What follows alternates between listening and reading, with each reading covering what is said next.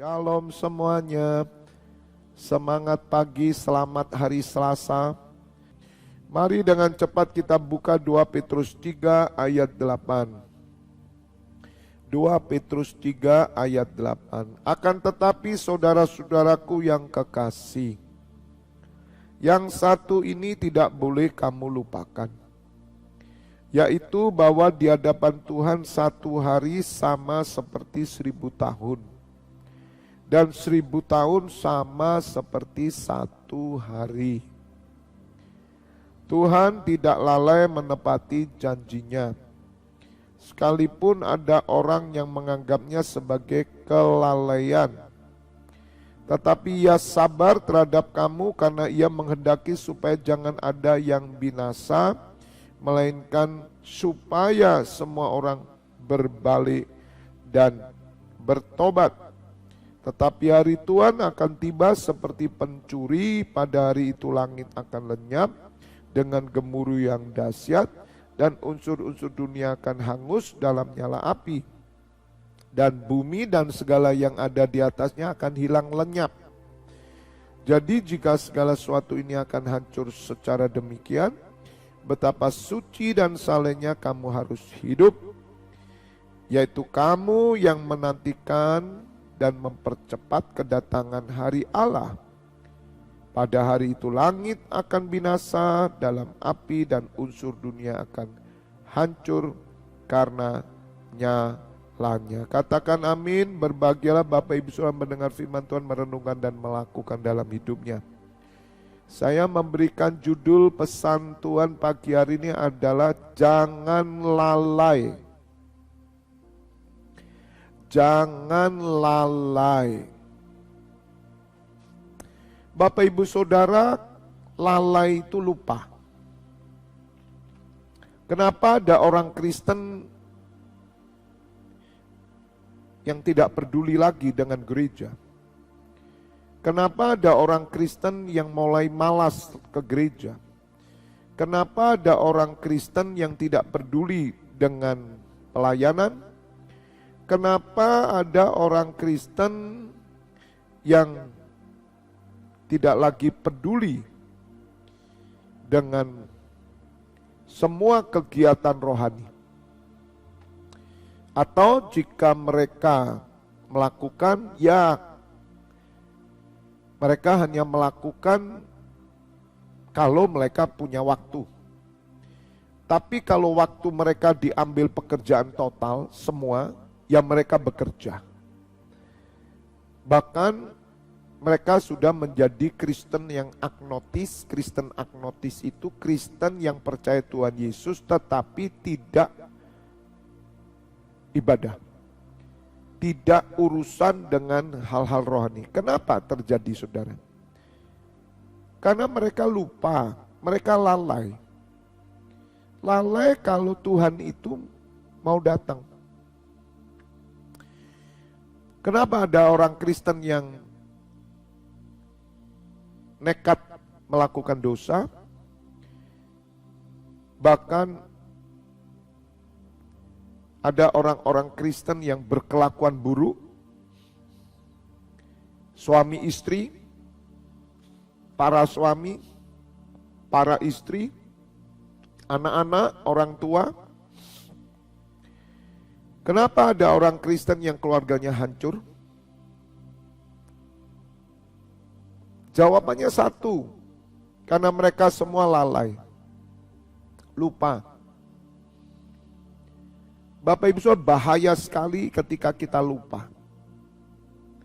Jangan pernah lupa, saudara. Jangan pernah lalai. Sebab kelalaian itu sangat bahaya.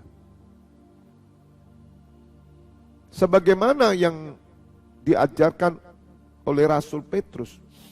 Pada waktu itu banyak orang sudah melalaikan. Karena mereka pikir dari dulu sampai sekarang ya Tuhan gak datang-datang. Jadi rasanya percuma juga. Kalau kita rajin, kita doa terus, nyembah-nyembah tiap hari. Karena pada zaman gereja mula-mula, mereka tiap hari berdoa, tiap hari menyembah.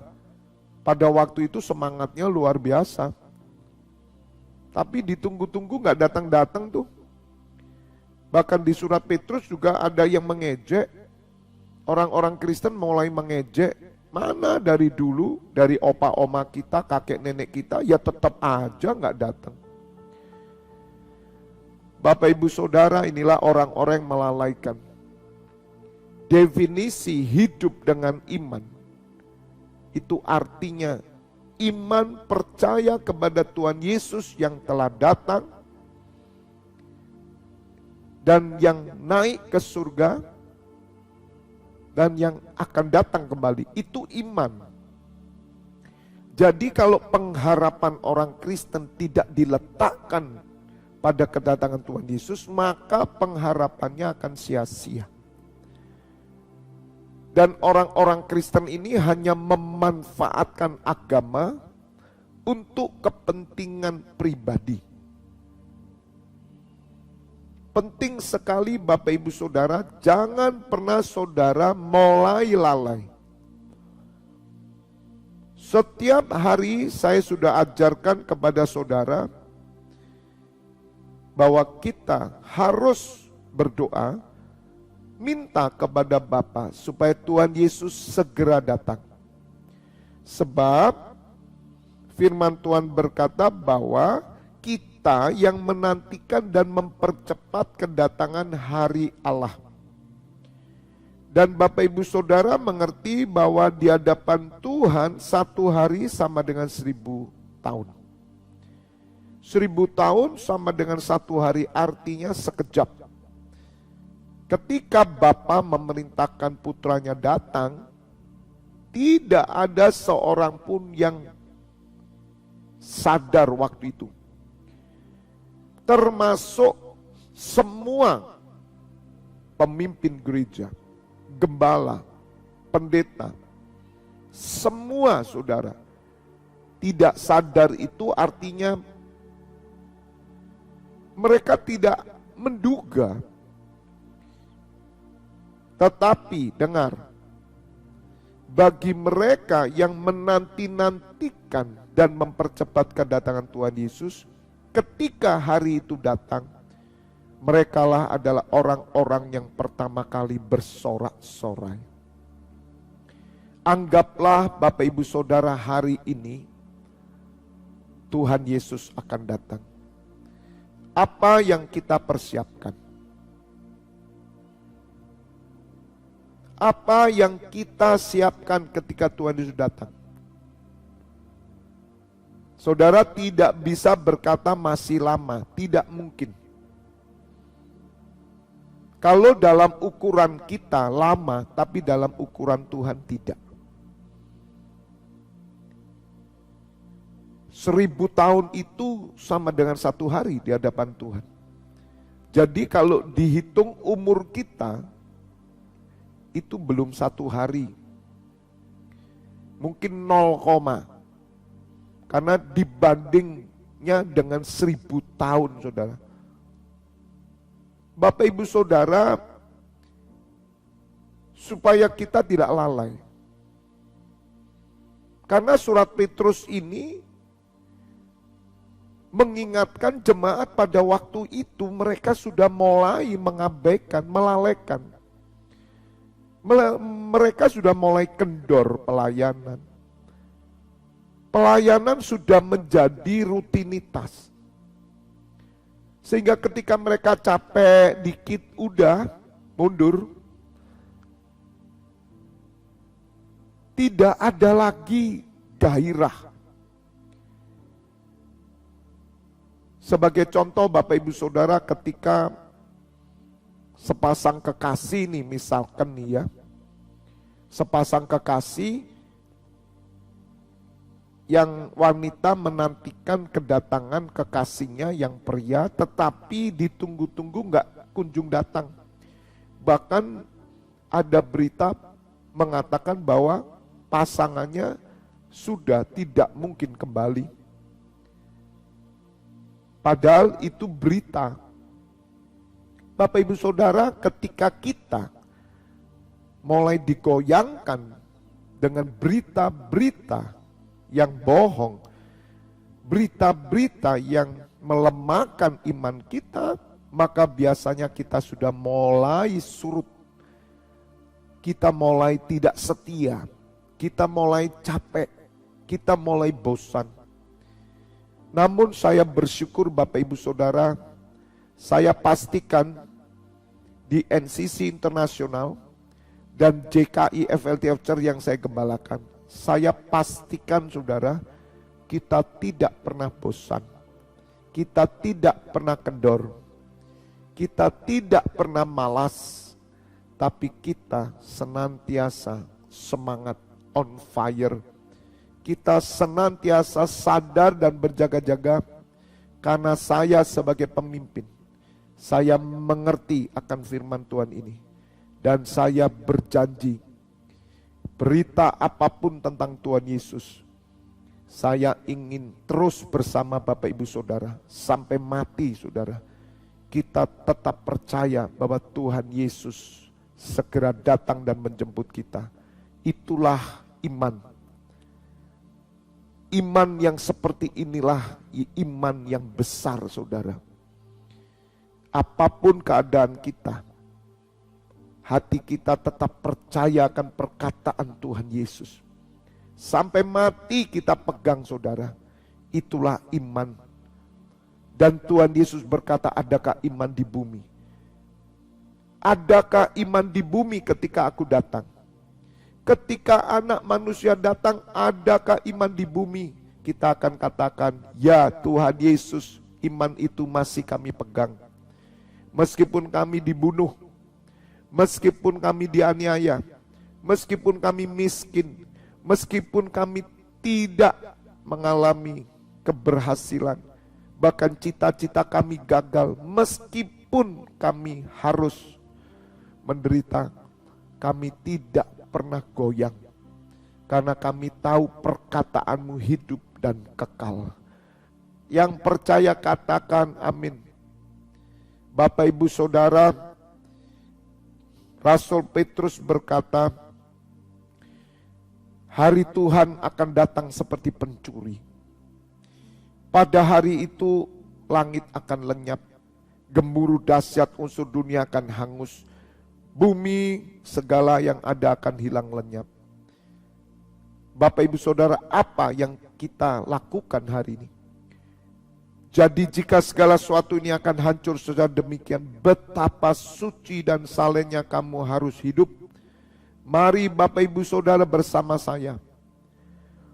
Hari bertambah hari, minggu bertambah minggu, bulan bertambah bulan, tahun bertambah tahun. Maka kesucian kita harus bertambah. Kesalehan kita harus bertambah. Kerajinan kita harus bertambah. Mungkin ada orang-orang Kristen di luar sana, hari ini mereka sudah kendor. Mungkin di luar sana hari ini mereka sudah tidak bergairah lagi, tertarik dengan ibadah, dengan gereja, dengan kegiatan rohani. Bapak Ibu Saudara, kita perlu mendoakan mereka dan menunjukkan kepada mereka bahwa kita adalah orang-orang beriman. Supaya dunia melihat bahwa Yesus adalah Tuhan dan Juru Selamat. Ketika kita kendor, ketika kita malas, ketika kita mulai mengabaikan hal rohani, maka dunia akan melihat Yesus bukan Tuhan. Karena orang Kristen mulai kendor, orang Kristen mulai tidak percaya. Bapak Ibu Saudara, kalaupun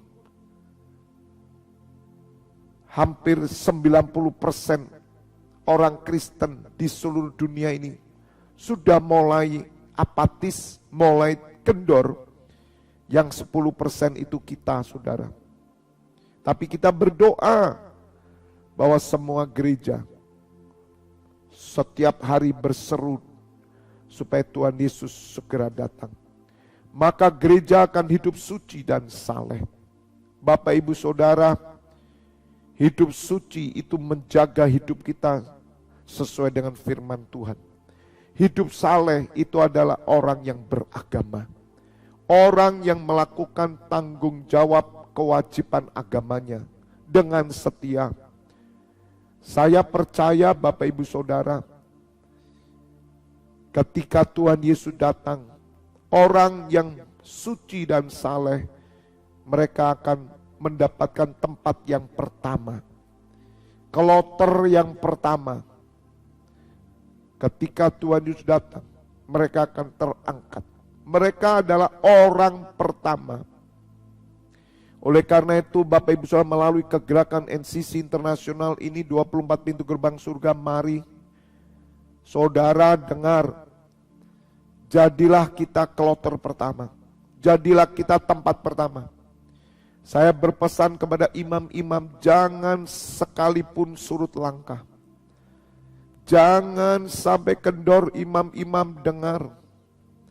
Taruhan kita mati nyawa.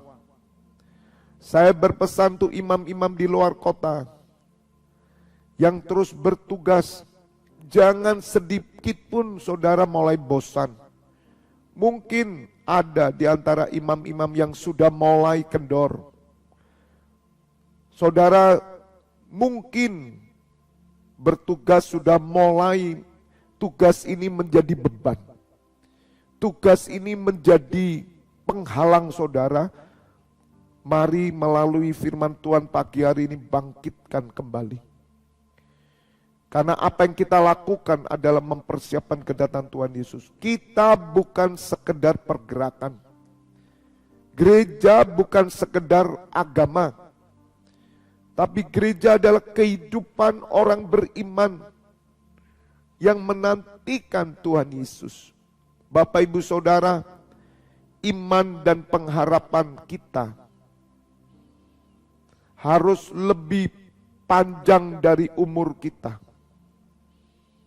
Sekali lagi, iman dan pengharapan kita akan kedatangan Tuhan Yesus harus lebih panjang dari umur kita. Kalau kita punya visi umur 125 tahun, maka iman dan pengharapan kita akan kedatangan Tuhan Yesus harus lebih panjang dari 125 tahun. Mungkin 150, 200, 300 tergantung niat saudara. Kalau visi 10 tahun ke depan 2033, umur saudara tambahkan 10 tahun, maka iman dan pengharapanmu harus lebih panjang daripada 2033. Mungkin 2045 atau mungkin bisa lebih dari itu. Bapak Ibu Saudara, ini penting supaya tidak ada seorang pun yang lalai. Jangan kecolongan saudara. Karena saya merasakan Bapak Ibu Saudara, iblis mulai mengintimidasi kita. Saya merasakan saudara, ada orang-orang yang mulai dihembus oleh angin sepoi-sepoi. Dulunya berapi-api jadi imam. Dulunya semangat terus. Sekarang mulai turun sedikit. Bapak Ibu Saudara, saya beritahu ya, turun sedikit itu sudah kendor. Kalau saudara merasa bahwa menjadi imam itu beban, menjadi penghalang dalam kehidupan saudara, saudara sudah kalah. Tetapi kalau Bapak Ibu Saudara di dalam hatinya, Tuhan, aku ingin lebih lagi. Bapak, aku mau tugas lebih lagi sesungguhnya. Walaupun waktuku kurang. Bapak Ibu Saudara, saya memang memberikan waktu 1 jam atau 1 jam setengah. Itu dengan maksud Bapak Ibu Saudara, dengar ya, para imam, supaya saudara bisa memakai waktu itu dengan sebaik-baiknya, karena mungkin saudara ada kegiatan sehingga 1 jam. Tetapi jangan saudara menganggap bahwa saya beri waktu 1 jam itu, saudara merasa bahwa puji Tuhan lebih pendek, saudara. Kenapa saya mulai jam 4 lebih? Bapak Ibu tahu toh, jatah saya kan jam 5 sebetulnya. Saya mengambil 4:30. Tapi saya rindu saudara, lebih lagi. Kalau saudara punya waktu bertugas para imam, jangan medit, jangan pelit, isi dengan penyembahan doa syafaat sungguh-sungguh. Saudara masih punya 1,5 jam. Kecuali kalau pada waktu saya minta para imam 1:01 sudah selesai. Karena saya biasanya masuk sebelum mulai. Karena saya rindu. Kalau bisa saya tambahkan waktu-waktu saya penyembahan, saya tambahkan. Dulu 1,5 jam saudara bisa, sekarang 1 jam malah kurang. Malah doa saudara hanya 45 menit. Nanti Jumat pertama kita akan rapat. Saudara, semakin dekatnya Tuhan Yesus datang, kita semakin semangat, semakin bergairah. Jangan pelit waktu, jangan pelit sama Tuhan. Supaya Bapak Ibu Saudara tidak lalai. Juga dalam ibadah kita, jangan sampai ibadah kita ini jadi beban. Walaupun saya bersyukur di JKI FLTF Church, semua imam-imam bersama saya, teamwork saya ini, mereka adalah orang yang semangat. Nanti malam kita pengajaran, besok kita worship on the street.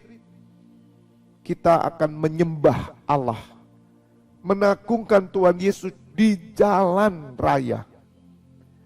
Bapak Ibu Saudara, kita semangat. Kita dikasih waktu 1 jam. Tuhan Yesus berkata, jika ada orang yang mengajak engkau berjalan 1 kilo, berjalanlah 2 kilo. Tuhan itu ingin orang yang lebih lagi. Saudara, kalau engkau orang beriman, saudara adalah orang-orang yang menantikan Tuhan, pasti saudara pingin lebih lagi Tuhan. Lebih lagi Tuhan. Mungkin hari ini kau gak punya waktu, karena saudara harus bekerja mengurusi anak. Tapi hatimu berkata, Bapak, aku mau lebih lagi. Aku mau lebih lagi Bapak. Aku mau lebih lagi. Bapak Ibu Saudara, jika kita tidak memacu diri kita, maka kita akan ketipu setan. Jika kita tidak membangun diri kita sendiri, maka kita ketipu setan. Bapak Ibu Saudara, mari perhatikan. Kenapa saya begitu getol? Kenapa saya begitu rajin? Kenapa saya 25 tahun sampai hari ini saya terus semangat?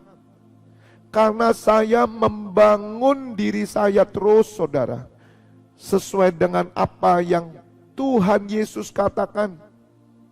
Sesuai dengan apa yang Roh Kudus ajarkan. Dan sesuai dengan apa yang Bapa kehendaki. Saya harus berbicara kepada diri saya sesuai firman.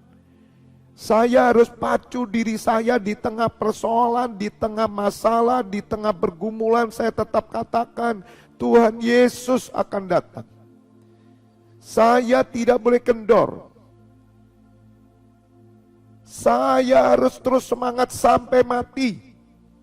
Saya berjanji kepada Bapa dan Tuhan Yesus, oleh pertolongan Roh Kudus, sampai mati saudara. Sebelum nafas saya ditarik dari hidup saya tidak akan kendor. Saya mau terus berdiri untuk menantikan Tuhan Yesus. Karena saya tahu apa yang saya lakukan ini berdampak keselamatan bagi keluarga saya. Berdampak keselamatan bagi kota saya. Berdampak keselamatan bagi bangsa saya. Dan semua bangsa dan generasi, Bapak Ibu Saudara. Karena Allah mencari Siapa orang yang berdiri di hadapanku untuk membangun tembok? Mereka tidak pernah lelah. Mereka tidak pernah lesu. Mereka tidak pernah kendor. Sebab orang-orang yang menanti-nantikan Tuhan, dia memiliki kekuatan yang baru. Dia seperti seekor burung raja wali yang terbang tinggi, mengepakkan sayapnya. Bapak Ibu Saudara, itulah yang Tuhan cari. Jangan lalai. Jangan dilalaikan, jangan dilupakan. Saudara boleh bekerja, saudara boleh beraktivitas, tapi di tengah pekerjaan dan aktivitasmu ingat, Tuhan Yesus akan datang. Jangan biarkan kendor. Kalaupun tiba-tiba rasa malas menyerang saudara, lawan saudara. Kalaupun beban terjadi, rasanya tugas ini seperti beban, minta ampun sama Tuhan. Bukan beban saudara, tapi kehormatan. Mungkin fisik kita capek, tapi roh kita tidak pernah capek dan lelah. Karena kita adalah orang-orang yang menanti-nantikan Tuhan. Meskipun saudara sakit, nantikan Tuhan terus. Nantikan Tuhan Yesus terus. Kedatangannya. Bukan hanya pertolongan, bukan saudara. God bless you all.